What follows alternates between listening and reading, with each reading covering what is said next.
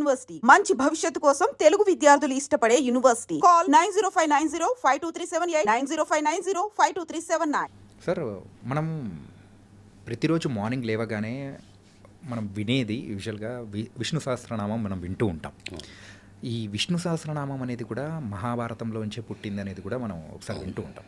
ఇది ఎలా ఏంటి అసలు? ఇది భీష్మ పితామహుడు, మనకందరికీ తెలుసు. భీష్మ పితామహుడు ఆయన ఆజన్మ బ్రహ్మచారి. ఆయనకి ఇచ్ఛామరణం ఉంది. ఆయన ఎవరో చంపితే ఏదో బాణంతో చచ్చిపోయారు. ఆయనకి ఇచ్ఛామరణం. సాక్షాత్తు గంగాదేవి పుత్రుడు. ఆయన మాట ఇచ్చాడు కాబట్టి అధర్మపక్షమైన కౌరవుల వైపు ఉన్నా కూడా ఆయన మనసు నిరంతరం పాండవుల వైపు పాండవులని సపోర్ట్ చేస్తున్న భగవంతుడైన కృష్ణుడి వైపు ఉండే. నేను మీకు 2 ఇన్సిడెంట్స్ చెప్తాను ఆయన గురించి. ఓకే. మహాభారతంలో ఎస్పెషల్లీ విష్ణు సహస్రనామం గురించి టాపిక్ చేశారు కాబట్టి ఫస్ట్గా ఆయన ఇంకొన్నాళ్లలో ఆయన మహాభారతం వారు మొదలైపోయింది. 18 రోజుల వారిలో ఒకానొక రోజు దుర్యోధనుడు వచ్చి ఏడ్చేసాడు భీష్ముడి దగ్గర. ఏంది అసలు ఇంతమంది ఉన్నావు, నువ్వు ఉన్నావు, నిన్ను మించిన వాళ్ళు లేడనుకున్నావు, పోతున్నారు మనోళ్ళు, టప రాలిపోతున్నారు, ఏంటి అసలు నేను కూడా పోవాల్సిందేనా అంటే, మాట ఇచ్చాను కదా నీకు నేను చేస్తానని. ఏం మాట ఇచ్చావు, ఏం చేస్తావు అంటే, సరే ఓ పని చేయి, నీ భార్య భానుమతి ఆవిడని నేను రాత్రిపూట నేను ధ్యానంలో ఉంటా, నా ఎనర్జీ నా పవర్ డివైన్ పవర్ అంతా ఆమెలో పంపించి దీర్ఘసుమంగళి భవాని ఆశీర్వదిస్తాను, నీకు ఈ భూమి మీద నిన్ను కొట్టేవాళ్ళు లేడు ఎవరు, కొన్నాళ్ళు నువ్వు చిరంజీవిగా ఉంటావు, ఆమెని రాత్రి పలానా టైంలో అక్కడికి నా గుడారం దగ్గర పంపించు అని చెప్పేసి దుర్యోధనుడు వెళ్ళిపోయి ఆయన భార్యని పంపిస్తాడు. ఈ విషయం కృష్ణుడికి తెలిసింది. కృష్ణుడికి తెలిసి పరిగెత్తుకుంటూ అర్ధరాత్రి అర్జునుడు ద్రౌపది ఉన్న గుడారం వైపుకి వచ్చేస్తాడు. చప్పుడు గంగలే ద్రౌపది లేచి, ఏంటనే మీరు వచ్చారు అంటే, రమ్మ రెడీగా కొంగేసుకో కప్పుకో నువ్వు రా అని చెప్తే, అర్జునుడు ఎక్కడికి బా, నువ్వు గమ్మునుండు, నువ్వు ఇక్కడే ఉండవు, నువ్వు రా అని చెప్పి ఆమెను తీసుకొని వెళ్తూ ఇంకొక 2 నిమిషాల్లో భీష్ముడి గుడారం వెళ్తుందనంగా ఈమె చెప్పులతో వస్తుంది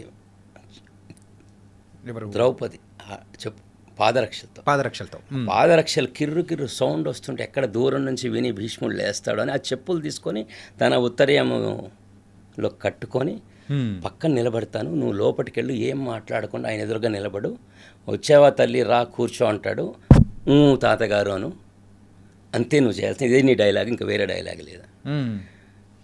దీనికి ముందే 2 నిమిషాల ముందు భానుమతి ఆమె వస్తుంది, దుర్యోధనుడు భార్య వస్తుంటే, ఏంటమ్మా ఇంత రాత్రి ఎప్పుడు ఇక్కడికి వస్తుంటే, భీష్మ పితాకులు తాతయ్య గారు పిలిచారంట కదా, ఆయన పెద్దయినమ్మ అలసిపోయినాడు, మొత్తం గాయాలతో ఉన్నాడు, ఇప్పుడు డిస్టర్బ్ చేయడం ఏంటి, రేపు పొద్దున్న రాపని పంపించేశాడు. ఆ ప్లేస్లో ఏమైనా ఎంట్రీ ఇచ్చాడు. ఓకే. ఈమె వెళ్ళి కూర్చోగానే ధ్యానంలో ఉన్నాడు, కళ్ళు మూసుకొని, అమ్మ చప్పుడు రంగాలు వచ్చావా తల్లి కూర్చో అంటే, వచ్చాను తాతయ్య గారు. కృష్ణుని చెప్పిన డైలాగ్ చెప్పాడు. తల మీద చేపెట్టి మొత్తం తన శక్తిపాతం అంటారు దాన్ని, సిద్ధపురుషులు, యోగులు, తపశక్తి సంపన్నులు, వాళ్ళ ఎనర్జీని ఒక మంత్రరూపంగా ఒక వైబ్రేషన్స్ ద్వారా ఎదుటి వ్యక్తిలో పెడతారు. అది చేశాడు భీష్ముడు. దీర్ఘ సుమంగళి భవ అని పెట్టాడు. ఒక్కటే డైలాగ్ అయిపోయింది. తర్వాత కళ్ళు తెరిచి చూస్తే ద్రౌపదిని దొరక, ఏమ్మా నువ్వు వచ్చావేంటి అని, నాకు తెలియదు తాతగారు, కానీ కృష్ణుడు చెప్పాడు, ఓహో ఆ దొంగ చేసిన పని ఇవన్నీ. సో ఇదొక వర్షం. ఇలా కొన్ని వందల వేల ఉపకథలు ఉన్నాయి మహాభారతంలో. ప్రతిదీ కూడా ముళ్ళుతోనే తీయాలి. అవతల దుర్మార్గుడు వాడు బతికితే మొత్తం పాండవులు నాశనం అయిపోతారు, అటు పోకూడదు. సో ఇలా స్టెప్ బై స్టెప్ చాలా ఉన్నాయి. And coming to the Vishnu Sahasranamam, సరే ఇచ్ఛామరణం కొద్దీ ఎప్పుడు పోవాల్సిందే, అయిపోయింది. ఆయన శరీరం వదలడానికి సిద్ధపడ్డాడు, బాణాలు పడ్డాయి, అంపశయ్య మీద పడుకోబెట్టారు, అందరూ తెలిసిన విషయం. కరెక్ట్గా ఇంకా లాభం లేదు, కృష్ణుడిని చూడాలి, ఫైనల్గా బాడీ వదిలే ముందు కృష్ణుడు వస్తే బాగుండండి. కృష్ణుడు వచ్చాడు. కృష్ణుడు ఎవరు, ధర్మరాజు వచ్చాడు. ఎదురుగా నిలబడంగానే ఇంకా స్తోత్రం చేశాడు. ఈయన కృష్ణ భక్తుడు, భీష్మ పితామహుడు. ఓకే. అంటే కృష్ణ భక్తుడు అని అంటే ఎంత తపస్సు చేసినా, ఎంత జ్ఞానం ఉన్నా, సిద్ధపురుషులు ఎవరు కూడా ఏది సత్యమో అది పట్టుకుంటారు.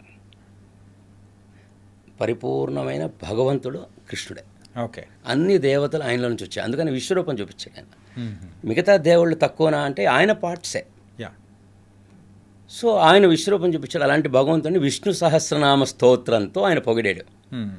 పొగిడి ఇంకా లాస్ట్కి ప్రాణం వదిలేశాడు. అయిపోయింది. ఆ టైంలో ఇంకా ఒక్కొక్కరు ఎప్పుడైతే భీష్మ పితామహ శరీరం వదిలేయడం అందరూ వస్తున్నారు. అర్జునుడు మిగతా వాళ్ళంతా అందరూ వచ్చేసారు దగ్గరికి. అప్పుడు ధర్మరాజు గారు అన్నారు, అద్భుతమైన స్తోత్రం చేశాడు, అసలు ఎంత ఈజీగా ఎంత బాగుంది. అవును, అలాగ మేము వినలేదే అండి. ఎవరు రాసేవాళ్ళే టైంకి మేము ఇన్స్పైర్ అయ్యాము, రాసుంటే బాగుండు. అప్పుడు కృష్ణుడు అన్నాడు, ఓకే మీరు ఏదైనా నచ్చింది కదా, మీరంతా వినదలుచుకున్నారు కదా, ఎక్కడికి పోతే కాస్మిక్ రికార్డ్స్ ఉంటాయి. ఫస్ట్ టైం అఫీషియల్గా డిక్లైర్ అయింది కాస్మిక్ రికార్డ్స్.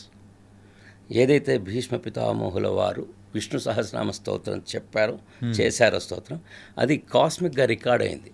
ఓకే. ఆ టైంలో ఒక అత్యంత స్పీడ్గా రాసే రచయితని ఎవరైతే రాసేవాళ్ళు ఉంటారో వాళ్ళని పిలిపించి ఈ కాస్మిక్ రికార్డ్స్ వినే శక్తిని ఇచ్చాడు కృష్ణుడు. అది ప్రకటింపజేశాడు. అట్లా ప్రతిదీ మనం మాట్లాడేది, మాట్లాడాలనుకున్నది, మాట్లాడబోతున్నది, మాట్లాడింది అన్నీ రికార్డ్ అయ్యి ఉంటాయి. ఇది తెలుసుకొని జాగ్రత్తగా ఉండాలి. కానీ రీసెంట్ టైమ్స్లో ఒకటి విన్నాను సార్, ఏంటంటే ఇప్పుడు న్యూక్లియర్ బాంబ్స్ అని ఇవన్నీ మనం చూస్తూ ఉంటే ఎక్కడో న్యూక్లియర్ బాంబ్స్ జరిగిన ప్రయోగం అనేది చూస్తే ఇన్ని వేల సంవత్సరాల క్రితము ప్రయోగం అనేది జరిగింది ఇది అని ఒకసారి రికార్డ్స్లోకి బ్యాక్ వెళ్తే అది మహాభారతం టైంలో ఆ బ్రహ్మాస్త్రం ఉపయోగించింది అని చెప్పేసి ఆ కనెక్టివిటీ అని చెప్తూ ఉంటే అరే అప్పట్లోనే అంత ఉన్నిందా. అవును, ఎవరైతే న్యూక్లియర్ సృష్టికర్తున్నారో ఆయన ఇది open hammer inspired from Mahabharata. అక్కడ ఆ ఫార్ములా ఏంటని తెలుసుకున్నారు. సో ఈవెన్ మన భారతదేశంలో న్యూక్లియర్స్కి ఆద్యులైన అబ్దుల్ కలాం గారు మహనీయులు, ఆయన క్లిస్టల్ క్లియర్గా భగవద్గీతను ఫాలో అవుతారు. ప్రతిరోజు భగవద్గీత చదువుకుంది ఆయన దినచర్య మొదలెట్టారు.